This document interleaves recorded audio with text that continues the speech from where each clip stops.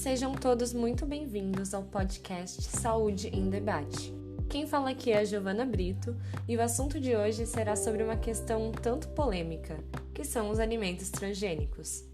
Contaremos com a presença de Beatriz Godoy e Roberto Marques, dois especialistas, para responder algumas perguntas junto a mim e ao entrevistador Leonardo Lucas.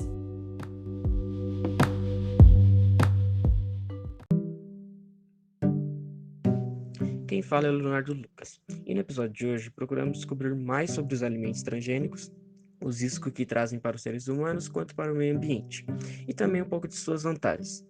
Agora eu passo minha fala para a Beatriz Godoy. Bia, você poderia me falar sobre o que são de fato os alimentos transgênicos e como são produzidos? Claro, Léo, eu posso sim. Então, os alimentos transgênicos são alimentos geneticamente modificados, Ou seja, que têm o seu DNA modificado, e eles são produzidos por técnicas da engenharia genética. O que acontece? São inseridos genes de outras espécies nesses alimentos. Pode ser de plantas, animais, até mesmo de micro-organismos, e a partir disso são fornecidas novas propriedades para esse alimento. E todo esse processo é feito só em laboratório, porque essas características, elas não podem vir de outra forma, elas não podem ser transferidas de forma natural, por exemplo. E é realmente quase impossível de notar alguma diferença física, entre transgênicos e os não transgênicos, porque os alimentos modificados têm características para melhoria só em cultivo e produtividade, como, por exemplo, evitar pragas. Então, eles não estão relacionados diretamente com as mudanças físicas, do alimento. Nós sabemos que há uma grande discussão sobre esse tipo de alimento, como, por exemplo, a respeito dos nutrientes que contém neles e seus efeitos na saúde dos seres humanos a longo prazo. No entanto, há aqueles que os defendem, afirmando que existem diversas vantagens ao cultivar alimentos transgênicos. Roberto, você poderia explicar como o uso de tais alimentos pode ser bom para nós? Quais as possíveis vantagens que podem existir? Esses defensores não estão totalmente errados. É verdade que existem diversas vantagens ao usar transgênicos, por isso vou citar algumas. Há uma maior produtividade, os custos acabam sendo menores, o alimento se torna mais nutritivo, são mais resistentes a pragas e a diversas condições climáticas e reduz o uso de agrotóxicos. Pode-se observar algumas como benéficas ao meio ambiente, como por exemplo, uma maior produtividade resultaria em menos desmatamento, pois não precisaria de mais áreas para o plantio. Apesar disso, é válido verificar suas vantagens e colocar na balança, para ver qual vale a pena, seu uso ou seu não uso. Queremos saber, realmente devemos visar o lucro e não a saúde? Muitas questões são discutidas, e a maior delas é o efeito que tem nas pessoas a longo prazo. Quais são esses efeitos e o que pode acontecer com a saúde das pessoas? Então, a saúde ela nunca deveria ser colocada como segundo plano. Na verdade, ela deveria ser prioridade. Mas hoje em dia é muito difícil de deixarem o lucro de lado, infelizmente, E uma situação que podemos citar aqui é o aumento de alergias, porque ao se inserir um gene, novos compostos podem ser formados a partir dele, E eles podem provocar alergias em grande parte da população.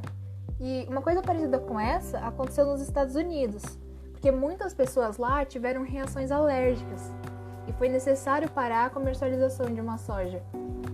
E outra coisa também é a resistência a antibióticos, porque isso é um grande problema, já que os cientistas eles inserem genes de bactérias resistentes também a antibióticos, e isso pode provocar resistência nos seres humanos.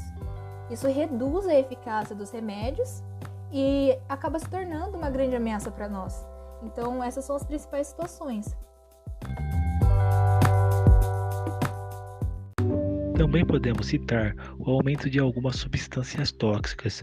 Algumas plantas possuem essas substâncias para se defenderem de insetos e normalmente não fazem mal aos seres humanos, Mas se o gene dessas plantas for inserido em um alimento, o nível das toxinas pode aumentar muito, causando mal a pessoas e até outros animais.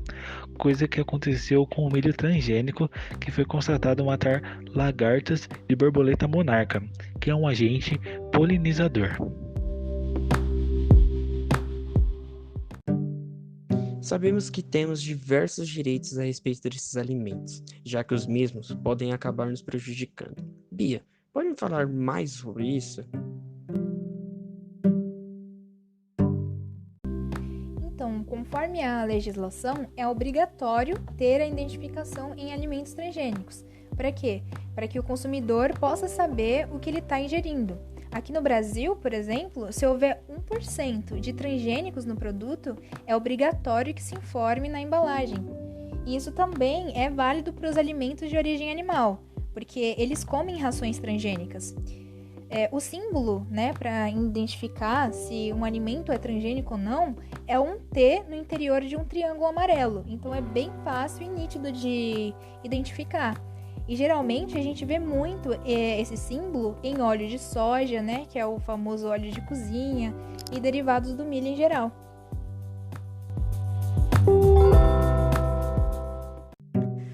Atualmente, sabemos que existe um projeto de lei que tenta restringir a informação de um alimento ser transgênico ou não à população.